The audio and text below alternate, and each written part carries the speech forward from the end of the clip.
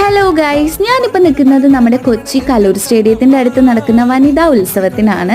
ഇവിടെ ഒരു എക്സിബിഷൻ പോലെ തന്നെയാണ്. എല്ലാ ബ്രാൻഡ്സിൻ്റെയും ഹോം അപ്ലയൻസസും അതുപോലെ തന്നെ സോഫ, സെറ്റി, ഡൈനിങ് ടേബിൾ അങ്ങനെ പല ഐറ്റംസ് ഉണ്ട്.